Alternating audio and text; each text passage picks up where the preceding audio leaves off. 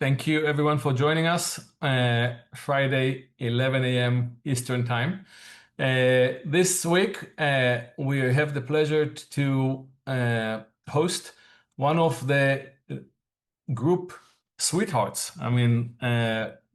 Will and the company and the rest of the team at SimplyAgree are at the top 5 most recommended legal tech vendors at the skill survey. So we're very happy to have them. And we're going to talk about the other side of AI, how we use technology, which is not in the most fundamental way. So with that, Will, the floor is yours.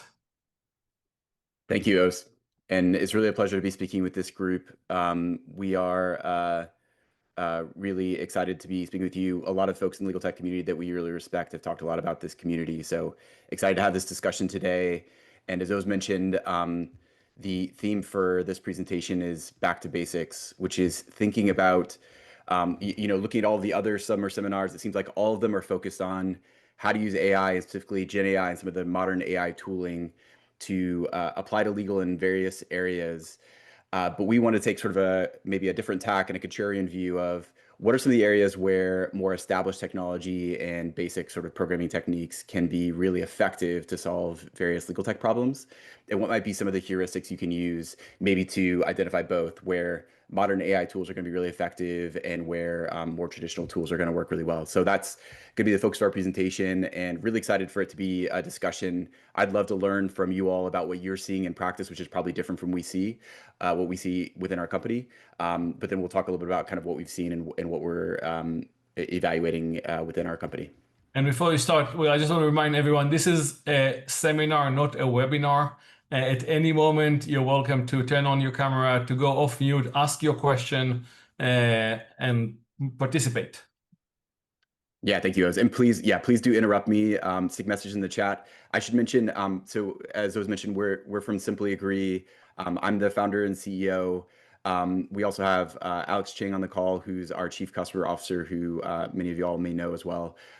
So please throw questions in the chat. Feel free to unmute. Would love to make this a really interactive discussion.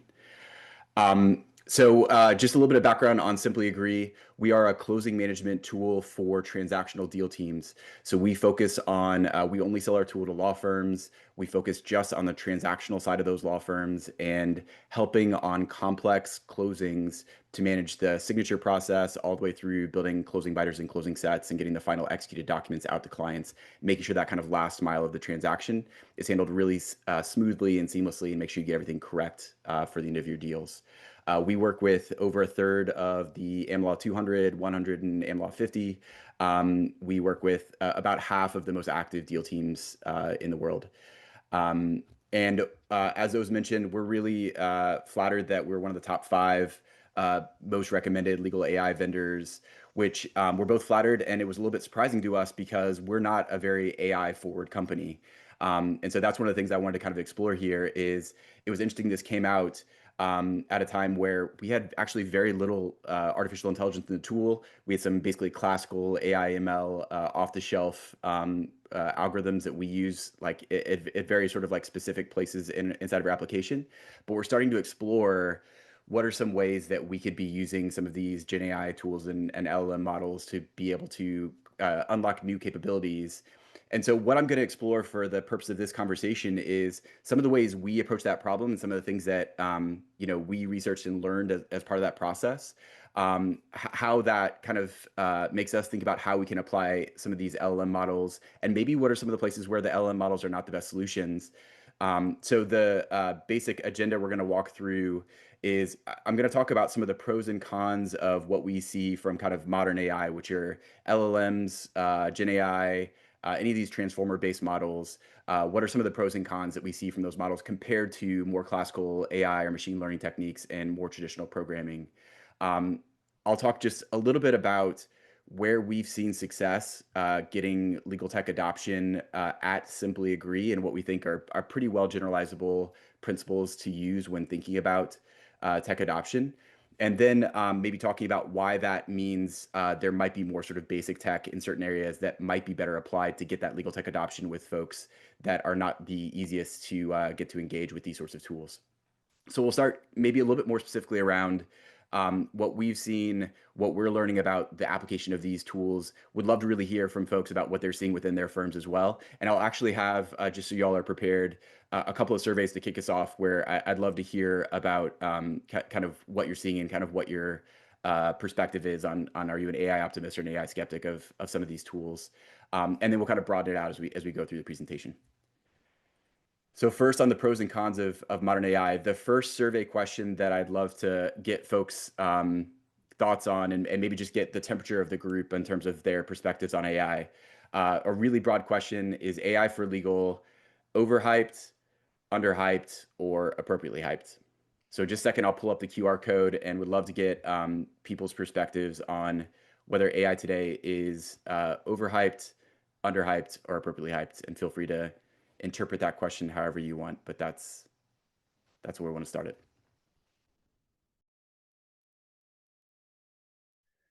This is really helpful to get a sense from folks. We'll give it another 10 or 15 seconds, but where folks are sitting in sort of the AI optimist versus AI skeptic camps. It looks like there aren't many people so far who believe we're underhyping AI, which is probably not surprising given some of the attention that it's amazing some of the most prominent venture capital podcasts that are like talking about legal tech tools. It feels like for maybe the first time. So it felt unlikely people would think it was underhyped. But it's great to see that most people feel like it's appropriately hyped, that there's a lot of real value that's coming out of these tools. And it's a minority that believe it's either overhyped or underhyped. We'll keep that open, and maybe we can revisit at the end to see if that's changed at all. But thank you for starting us off with that perspective. One more survey before we move on. For those who have had any challenges with implementing AI at their firms, I'd really love to hear what are some of the factors that you think are most contributing to that. And I realize that Skills has done some surveys specifically talking about this and looking at what are some of the factors, but would love to hear from this group. When you've seen impediments or challenges with implementing AI, would you attribute that mostly to cost, reliability, functionality, user adoption, complexity around implementation, any of those factors? And feel free to answer for more than one. Would love to hear what you all see as the main impediments and challenges with getting these tools adopted. I think there's another one that you don't have here, which is the risk associated in the communication clarity of what we are allowed to do and not allowed to do. We hear for several firms that people want management to say, we heard their risk, they heard things, but we just need clarity which products can and cannot, and because they don't know, they avoid. And I'm sure how to use those products as well, even when you have a preferred tool. What can you put in there and what can you not? Yeah. That's great. So governance, I guess, would be, well, governance / change management. And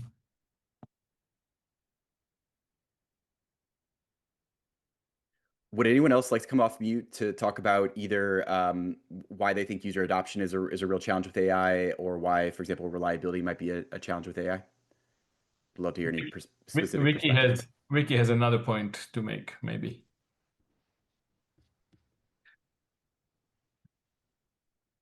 Also resources. Hey, yeah, sorry, I had trouble coming off mute. I would just say resources too. I mean, I don't think that I'm coming from a law firm perspective. I don't think we traditionally have the ability to pivot really, really quickly. There's still a lot of like blocking and tackling with the core functions that you need to do and the plans that you laid out for that year and for subsequent years. And so to like figure out where AI fits into them, both from a financial, from a personnel standpoint, you need to get the resources to be able to successfully implement AI. And it takes a lot to kind of change that direction of the ship and make sure that you're appropriately implementing AI with the resources you have or hiring to do that.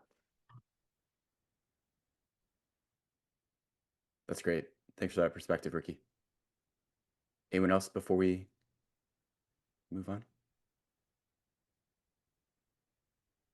Thank y'all for those perspectives. It's really helpful to get a sense of this. And I think that fits actually really closely with some of the main topics we want to be talking about. So first, just to kind of define some terms and do some categorization here. Apologies, there's a lot of text on this slide, but I wanted to kind of give a few of the points that we are thinking about at a high level when thinking about how to differentiate some of the modern transformer-based models. We're going to call them throughout this presentation transformer language models, because that could mean Gen AI, large language models, LLMs. Increasingly now we're talking about in the open source realm, small language models where you could put it on like a local workstation, actually run things locally or run it within your own servers. So what are some of the classification and features of those transformer TLM tools versus classical AI ML and traditional programming? So when we're talking about traditional programming, we're really talking about, you know, somebody going and programming in Python or JavaScript. And I'm really thinking about this in terms of, for us as a company, as we think about applying some of these different techniques for building software, you know, how might we think about these? But what I want to sort of, even though I'm talking, you know, very specifically about how we at Simply Agree think about it, the way that your vendors are having to onboard and think about these tools and techniques, they will eventually flow down to you. So if the vendors are having to take on a lot of cost, that cost is eventually going to affect you. If the vendors are having to deal with reliability problems, those problems are eventually going to hit your users as well. So I'm going to talk about this in terms of the way we think about this at Simply Agree and the way we've kind of analyzed this. But again, if people have perspectives about how they think about this from the law firm perspective more so, would love for your feedback and thoughts here. So traditional programming techniques, programming in Java or Python or JavaScript versus classical machine learning techniques like expert systems, which I know are very popular in a number of companies within legal tech, symbolic logic versus large language models and Gen AI.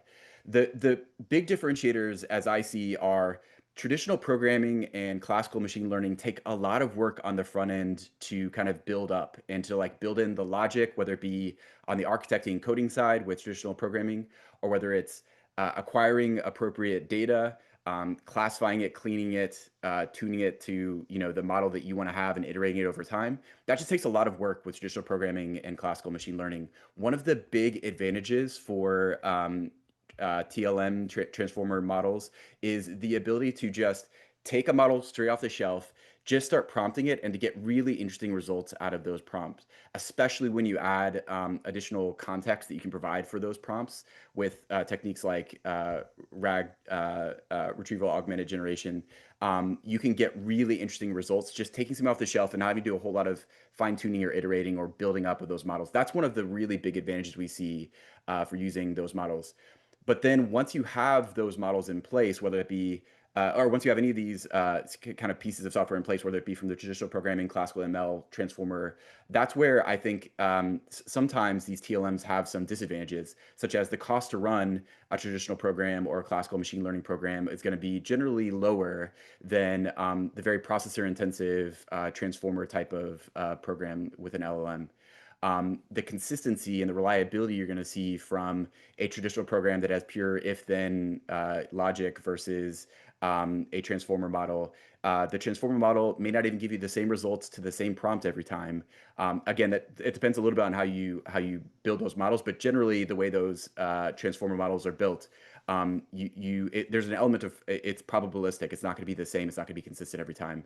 And then lastly, and maybe I think one of the problems that people don't think about a lot, but that is really important for legal, is the interpretability of these programs can be a real issue where if there's a problem with any system, which there generally is going to be, how easily can you go in and fix that problem, understand why that problem came about? In a traditional programming or a classical machine learning sort of paradigm, you can do that. You can even, like in a classical ML sort of paradigm, you can think about, we have a confidence score that this is, X% right. With a transformer, it's going to give you a result, and you don't really know how it got that result or how confident it was in that result or why you should believe that result. It's just you have to kind of take it as is. And I think these are all things to be thinking about where to apply these different sorts of techniques within the legal tech context. So maybe just a couple of high-level sort of things to think about.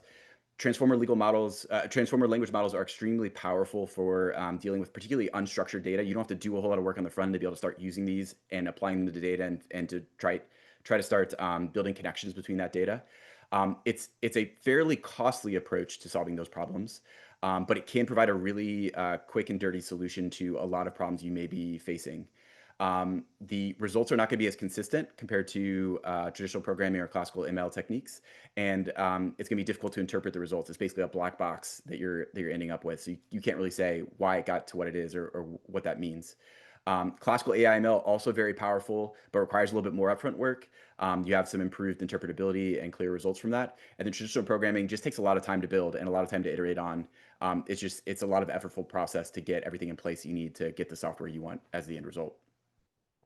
So, if we think about this as kind of like the AI era, what's one of the most amazing things about once you combine some of the classical ML techniques and especially the LLM models that have come out the last few years, the breadth of problems that these tools can solve is really incredible. There's just a ton of reasons to be really encouraged by what these tools can do, and especially again, like I was saying, the breadth of what they can solve. One of the challenges I think they've had is there's an organization called METR, which does analysis on these tools to try to figure out where are they successful and where do they have weaknesses. And one of the things that they've been analyzing is what length of tasks are these transformer models able to take on compared to how long it would take those tasks for a human to do the equivalent task. And basically what they said is, as long as the task is fairly short, the transformer models can basically do any task that a human could do for a very short task. But as the tasks lengthen, the transformer models tend to struggle. But what this organization has basically said is there's been a steady, really exponential increase in the length of time that these transformer models can basically take on the tasks that humans would otherwise do. And they basically don't see that diminishing in any way. So there's a huge breadth of tasks that these tools are being able to take on. And if one of their limitations has been in the past that they can only do tasks that maybe it would take a human a few seconds or less than a minute to be able to do, the expectation is they're going to just continue to be able to take on more and more tasks a human could do, even over longer time periods, maybe even hours or days. And that's when you start thinking about, can these models actually replace what some humans are doing today? So these are all like the positive reasons to be really optimistic about what AI and these transformer models in particular are doing. But then I want to talk about a few drawbacks, a few maybe downsides or cons to what these tools have. And I couch these into three categories. The first is what I'm calling the reliability problem. And I think people brought this up in the survey in particular. The ability to provide consistent and consistently accurate results is a real issue with these transformer models. Number two is the cost problem, which is both a question of the cost just out of the box to be able to run these tools, but then especially if you want to have really high reliability, what's the cost to be able to do that? And then the third is what I'm calling the plausibility problem, which is one of the things these tools are really good at doing, speaking specifically of these transformer models, is they are very good at providing results that look correct, whether or not they are. And that actually creates a little bit of a problem as they get better and better at looking correct and us not knowing and having an ability to be able to evaluate them in certain cases. That may be a bigger problem actually as they get more and more accurate, is that we may not be able to evaluate if they're good or not. So on the reliability problem, there's a Stanford group of researchers that looked at a number of AI tools in the legal space that were specifically, touting their ability to kind of reduce and maybe eliminate the number of hallucinations. And one of the interesting things is the result of those surveys, this was done both in 2024 and then with updated results in 2025, is about 1 out of 6 of the queries that were being sent through those tools were providing hallucination responses, which means responses that were just totally off, totally inaccurate.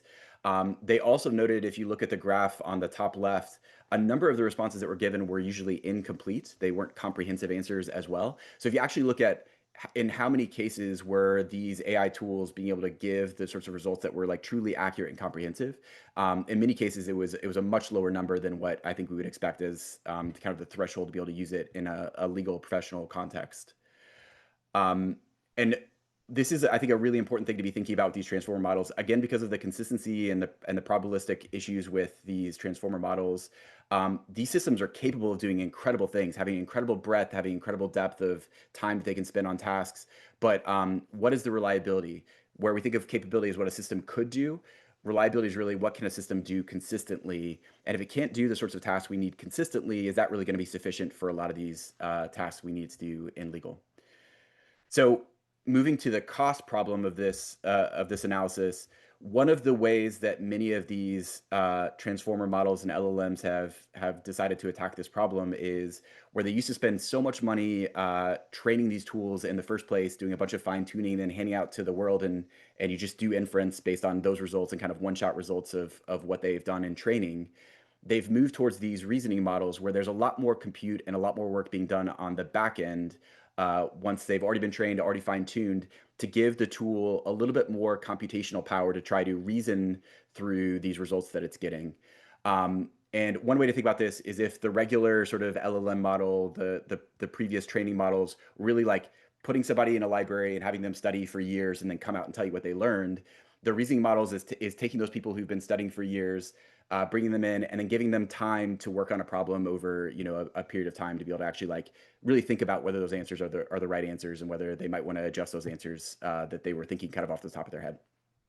So the distinction here is the train time compute is the amount of compute time that these LLMs are spending training the models, and the test time compute is what they're spending actually like running inference on the models once you're trying to like figure out what the result actually is when somebody puts in a prompt.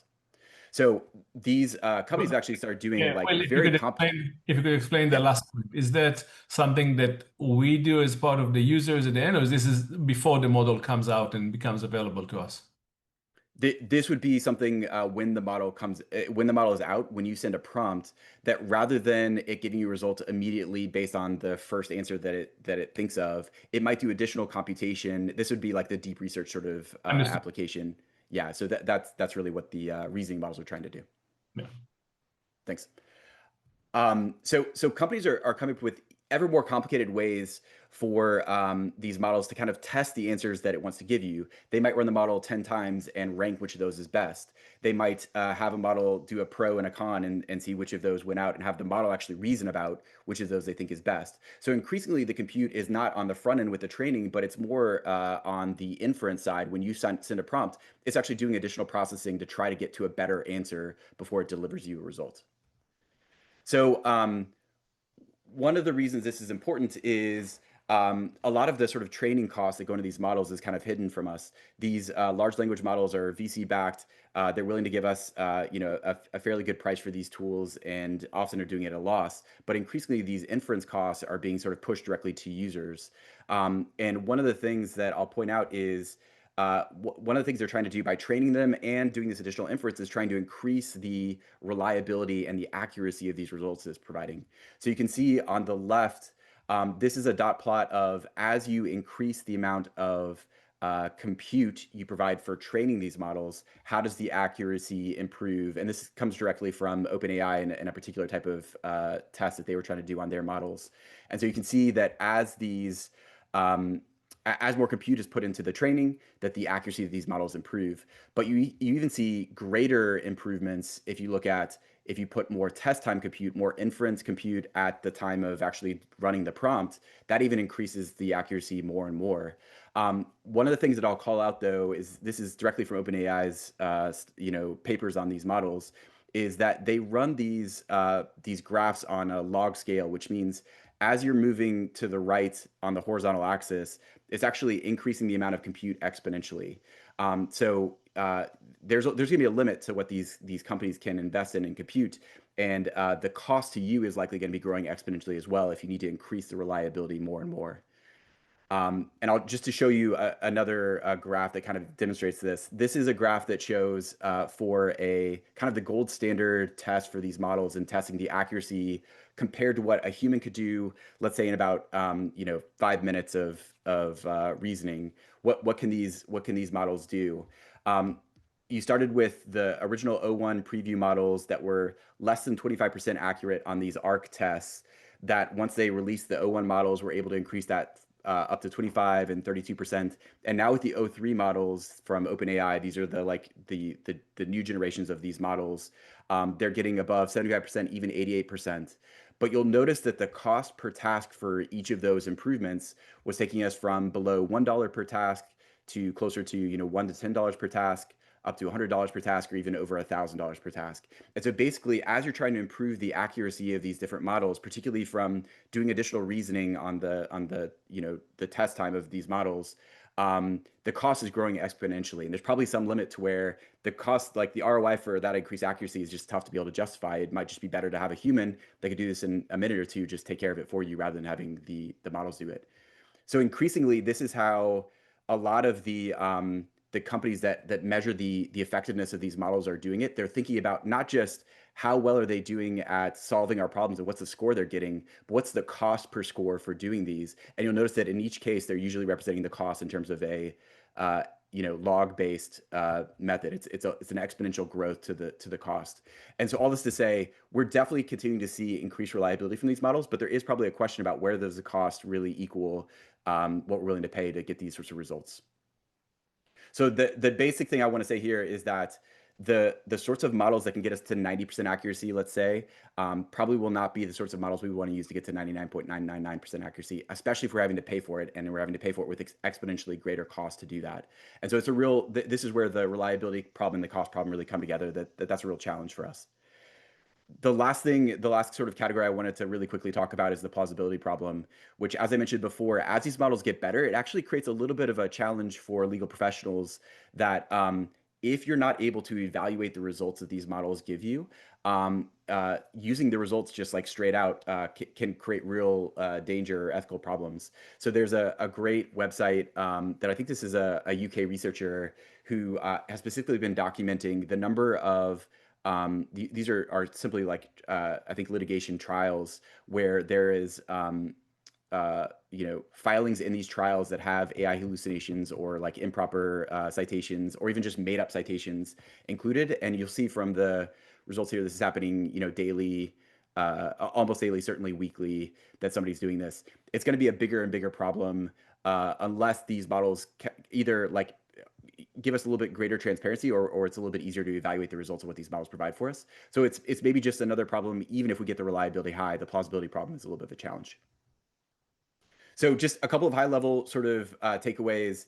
The transformer models like LLMs are very good at dealing with uncertainty and unstructured data, extremely effective at providing problems up to a certain level of accuracy. And the models will continue to improve with scale.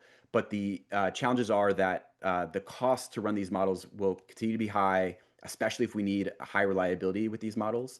And the reliability will not scale in the same way that the sort of power of these tools will. So the question of will it get high enough that we can just trust the models? And if not, will the kind of plausibility problem come into play where it becomes really hard to actually apply these in practice without having to go back and kind of like confirm that they're correct, which at that point, maybe it's just a question of whether that's still as effective as we want it to be. So I think I'll pause there really quick. I don't have too many slides, but I do want to make sure, since we went through a lot of graphs and numbers there, are there any questions or comments on any of that before we move to maybe the adoption side and how we think about these tools? I had a question about how you resolve some of that risk of hallucination. We've been all thinking, okay, that's why someone has to check it. That's why it's keeping the human in the loop and making sure that or lawyer in the loop. Do you think that is one way of avoiding some of this risk and keeping costs manageable, or do you think there is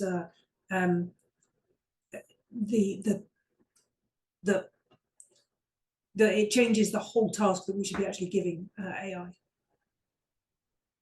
Yeah, I think my argument with this presentation is there are probably certain tasks where AI is not appropriate because we won't be able to trust the results and we won't be able to verify them as easily as we want to, where having the human do the task in certain cases or using tools that are built to be able to be interpreted and provide like transparent results might be a better solution for those types of tasks. I'll provide some heuristics at the end for where I think you might consider other tools besides Gen AI. But I think where the human on the back end is not able to easily validate or verify the results, I think that's a real problem to use these transformer models. Thanks for that question, Kate.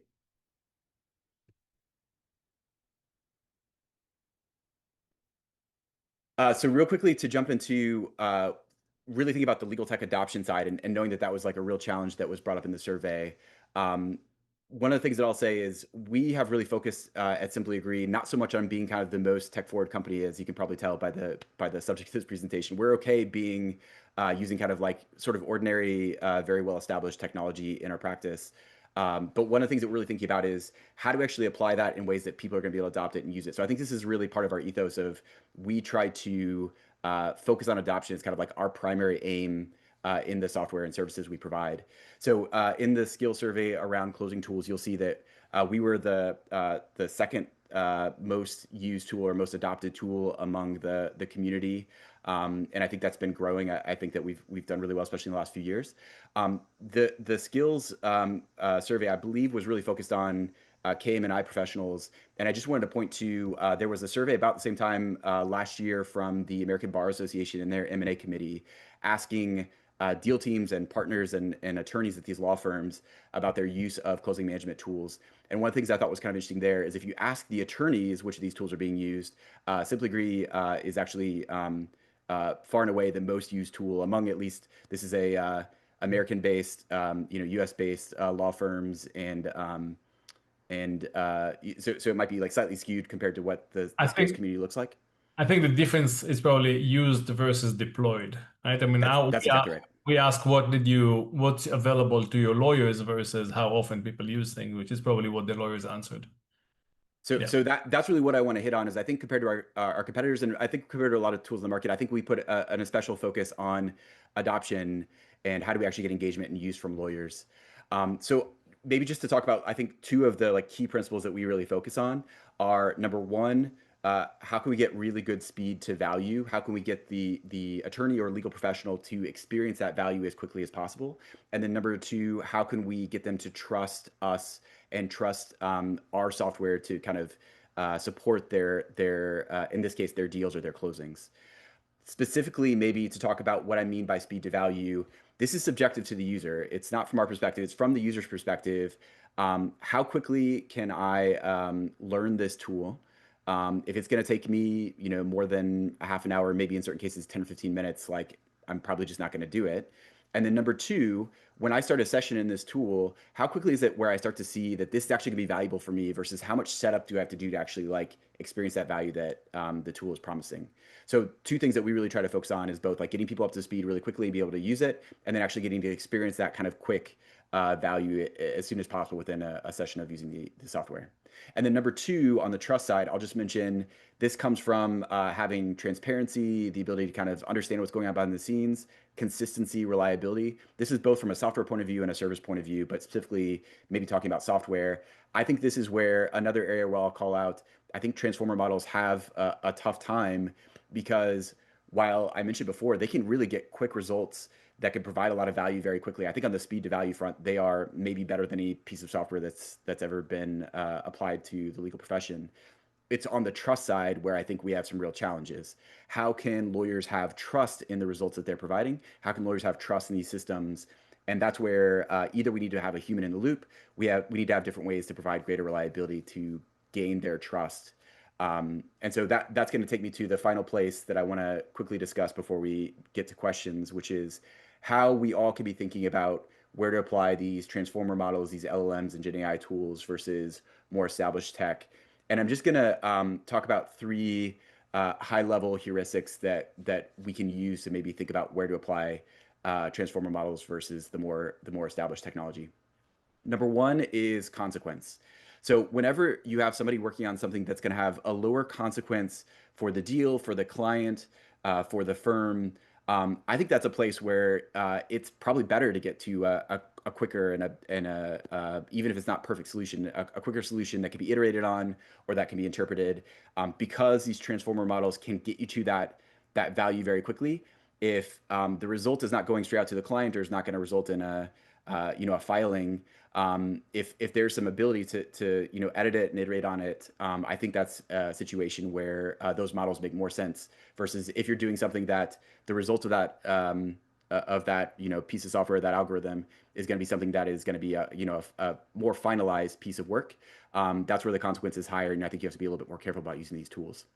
Number two is value, which I'm specifically talking about when you can charge more for services. But I think this really has to do with anything that the law firm gets a lot of value from, where the client sees a lot of value in it. Because one of the things that we can do, as I mentioned, these transformer models are actually getting really good at, if you give them more compute, they can become more reliable. So if you can, train enough compute on these models, you might be able to get to a reliability level where you feel really confident in being able to use it. Especially on lower consequence tasks, but even on maybe some slightly higher consequence tasks. So where the value is higher, where clients are willing to pay you more, then you may be able to spend more on the compute to get the confidence high enough that you're willing to use these on various tasks that you're using. And then the last piece that I'll call out that the earlier questioner mentioned was the evaluation side. Having a human in the loop is, I think, a very helpful way for us to transition to a world of using more of these models. But there has to be an ability for that person to be able to evaluate the results effectively. And where you're not able to evaluate them for whatever reason, that just maybe reduces the value of these models and maybe makes them inappropriate altogether if we can't tell, and it's going to take too much work to figure out if they're right or not. So for that American Bar Association survey, they actually separated out into 4 parts of the transactional process. And I want to use this to kind of talk about how I think about consequence and value for these types of tools. So the 4 categories of the deal that this survey was focused on was, what are the tools that are available for diligence, for drafting, which is really thinking about starting from like precedent documents and doing a first draft of a purchase agreement or an agreement on a deal, versus negotiating, which is the kind of back and forth process that might be happening, understanding changes, tracking progress, all those sorts of things. And then finally, the closing, kind of the signing and closing process of these deals. I'm actually going to do a quick survey, and I want to make sure that we don't run too close to time. So real quickly, I'd love to hear, for these 4 categories, where have the firms, for the folks here in the community on the call, seen applications for these LLM and Gen AI sorts of tools? Are you seeing it more on the diligence side, the drafting side, negotiation, or closing? And we'd love to see those results before we talk about where I would expect the value and consequence heuristics kind of play out.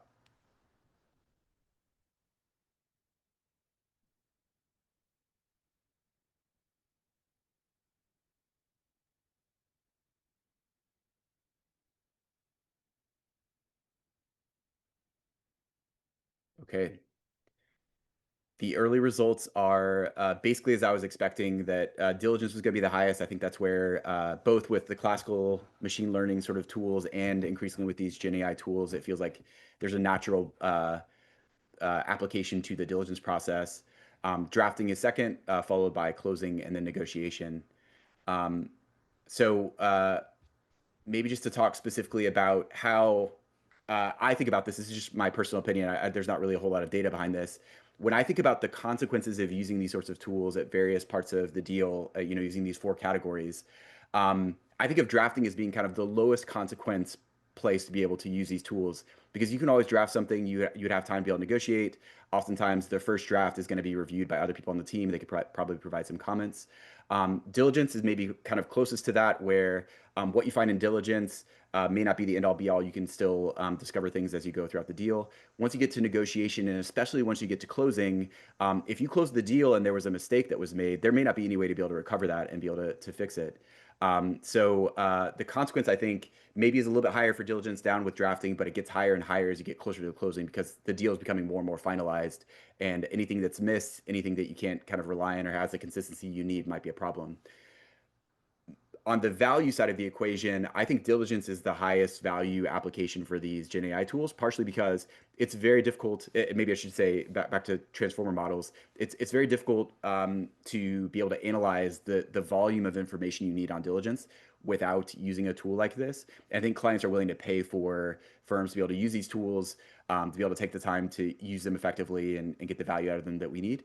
And I think the value of these tools probably goes down as we get closer and closer to the end of the deal, because quite frankly, one of the reasons that we focus on closings with SimplyAgree is because it's something clients are not willing to pay for. They're not going to pay you more money to spend more cycles to get the final closing checklist completely signed off the right way. They want you to just get the deal done. I think I would say negotiation is probably more valuable than drafting. That's where you get the more higher paid lawyers spend more time. So other than that, I agree, but I think that negotiation is probably more valuable than drafting. Yeah, it's a great call. Any other comments or questions on this? Any other pushback on those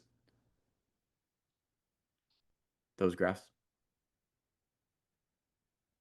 I find it all very frustrating that clients don't want to spend more on the closing because it is of such high consequence, and that we have to find as many, we have to, you know, that profit margin for closings when actually it is, as you rightly say, the consequence is actually quite high. I don't know whether it's the highest. Again, getting back to Oz's comment about negotiating, I think, you know, if you get it wrong in the negotiation, you're not going to get it right in the closing. But yeah, so fascinating. This, you know, the images help me, you know, give a visual for all the things that I know, having worked on all of these tools at my firm. But seeing the visuals suddenly, you're just like, right. And I think negotiating is also where we're going to see the next set of tools coming from the LLM to help what's market, to take some of the back and forth between the X firm form versus the Y firm form. If you could, as a tool, tell us this is where you're probably going to end up, it will help both with drafting and negotiations to become more efficient. Right, through playbooks or whatever. Yeah. Yeah, that's a great call. I think I'd add that I think closing has more value than you're giving it credit for here because of what the previous woman was saying, that no one pays for it. So the amount of time that you spend on doing it versus the amount you're being paid in a lot of cases is ridiculous. And so being able to swap that has a ton of value. Yeah, thank you for that.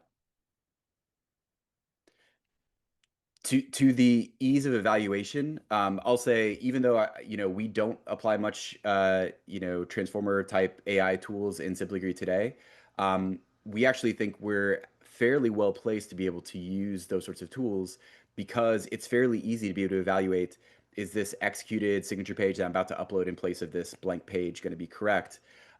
So we actually are actively exploring ways to use these sorts of tools. Even though there are some areas where it may apply, it may not. I'll say for SimplyAgree's point of view, I think it's something we're actively exploring and seeing if there are ways we can be applying it in our tool. So maybe some final takeaways, similar to what we've been talking about throughout, but these transformer models, I think, have just huge benefits, but you have to really think about the reliability and the cost. If you're going to get legal tech adoption, I think it's really important to be thinking about both, number one, the speed to value, and number two, how you get that trust element in play, how people can know and trust that the system is going to get them the results that they want. And that, in certain cases, more basic technology or classical machine learning techniques can still shine, especially for some of these areas of really high consequence where you just really have to get the answer right. And that's really what the clients are paying you for. So my message overall would be, let's not get sort of distracted by all of the kind of major advances that some of the Gen AI tools are providing, when there might be everyday issues that your professionals are facing that more basic tech could solve. Continue to look for those, and there's some good opportunities to provide some real value there with more basic tech as well.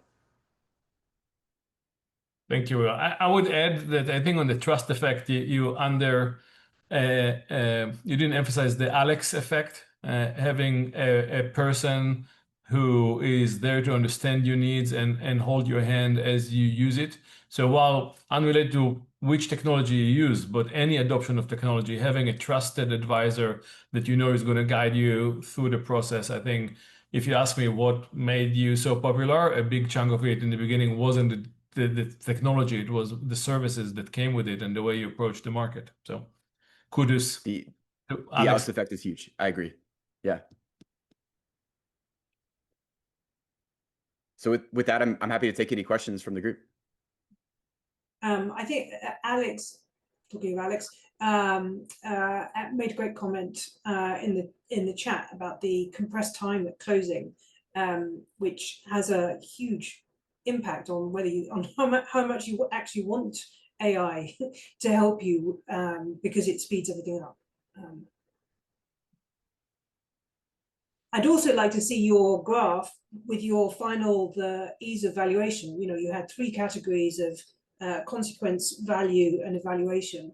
It would be great. You said at closing, the ease of valuation goes up, but for diligence, drafting, and negotiation, where would you put the ease of evaluation or validation? Yeah, I think this is where there are a lot of different places where you could apply these tools. So if what you're getting from these tools is, for example, what's market, you could maybe review that really quickly. But one of the things I think is really interesting for either playbooks or more specifically for drafting and finding precedent documents is when I think back to when I practiced, it wasn't so much that I would pull a provision and read it really carefully. I would just remember there was a deal where we negotiated XYZ, and that was going to be a close application or close analog to what we're doing here. And so the more the tools could not necessarily just present me a result, but point me to what's the precedent or the reason that we thought this was like the appropriate application here for this current deal. I think it really depends a lot on the application. That I think I was a little bit less comfortable saying which of these areas has easier possibilities of evaluation, because it really depends on the application and the kind of the user experience in that case. But I think that with signature based, it's obvious. Right. Yeah, Your that's right. example is excellent, right? If you've got fantastic knowledge bank, for example, and you're pulling clauses and agreements from your knowledge bank, you can trust the underlying source that you're comparing against with your new clause that you're trying to draft. But if you don't, and you can't figure out, well, why did that get negotiated that way, and you can't find that out, that becomes, you can't evaluate. So you're right. It's difficult to be able to apply that. I see a great blog post coming out of this, Kate and Will. I'm just blown away. This is all completely fascinating because I'm seeing it in a completely different light, having gone through some very painful adoption challenges throughout an M&A matters. So thank you very much for this. I really enjoyed this. Great. Jeremy, do you want to speak and say your thought? Sure. Yeah. So we've been working with SimplyAgree, and I found this presentation fascinating as well. It's really being in the knowledge management area. It's just great to really learn as much as I can about where all of this is going with AI and the Gen AI models and all of that. So, but specifically with SimplyAgree, we've been working with them at our firm, and they've just been fantastic. So I just wanted to call that out, and 100% agree. I come from a IT training management background, and adoption is always such a blocker to really getting software rolled out successfully. And Will, your team, Amanda Feldman and Alex, have just been fantastic with our firm, and being there to help people one-on-one, and your training model is just fantastic. So keep up the good work. Thank you. Thank you, Jeremy. And here. You cannot see, but Alex is blushing, actually.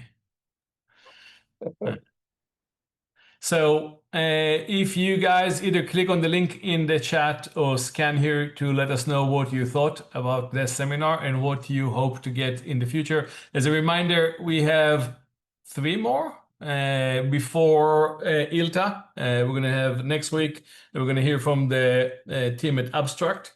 And then we have 2 more after that. Then we are going to meet at ILTA for the social event on August 12, a boat and then a rooftop dinner. And we're going to take the rest of August off, and then we're going to regroup again in September. So let us know what you like and what you would like to hear, who would like to hear from.